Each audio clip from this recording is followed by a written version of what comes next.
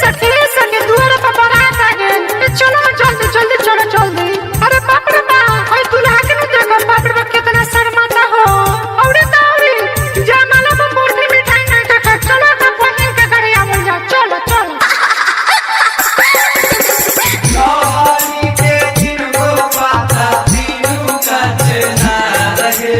लहरी के तीनगो पाता तीनों कचना रहे। तोरा बहिन से माजा ले तो भैया हमार रे। तोरा बहिन से माजा ले तो भैया हमार रे। Presented by Bharat Films. DJ Vikram, DJ Vikram, DJ Vikram. Recording by A to Z Dhaka. मोतनाजी लदरनिया सोखी रे दुल्हा तो बड़ी सारा माए रे। बर्फी मिठाई साला तन को न खाए रे। सोखी रे दुल्हा तो लागे अनारी। बहनी के इनका सुनाव सोनगारी।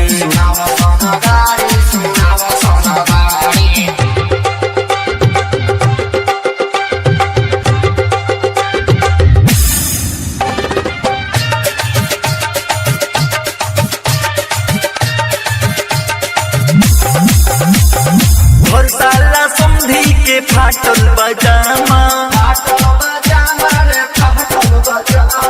दुल्हा के जीजा के खुलल पैजामा।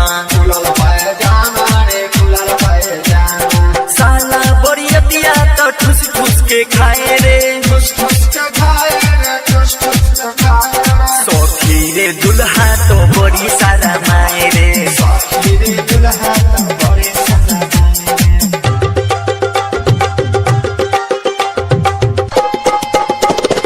DJ Vikram, DJ Vikram, DJ Vikram, DJ Vikram, DJ Vikram.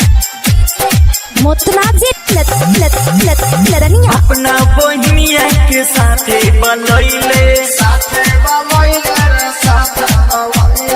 कुर्सी पर बैठल बा देहिया सटैले। गाँव के गमजुआ तो खूबे मुस्काए रे। सखी रे दुल्हा तो बड़ी सारा माए रे।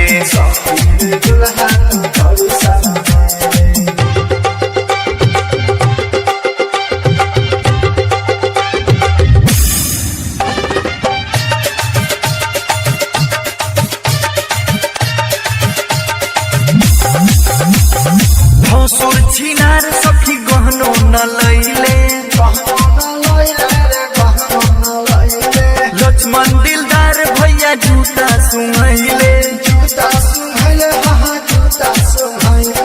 रोशन रसीला के गीतिया बजाए रे।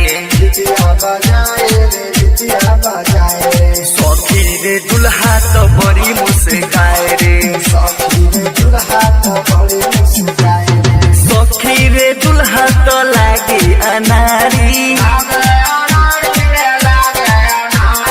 बहनी के इनका सुनाव सोनगारी। लहरी के तीनगो पाता। लहरी के तीनगो पाता तीनों का चाना रहे। समधी भरुआ के तीनगो बहिनी तीनों रंगी बाज है। समधी भरुआ के तीनगो बहिनी तीनों रंगी बाज है। समधी भरुआ के तीनगो बहिनी तीनों रंगी बाज है। एगो घूमे गलिए गलिए, एगो घूमे गलिए गलिए, एगो शहर बाजार है। समधी भरुआ के तीनगो बहिनी तीनों रंगी बाज है।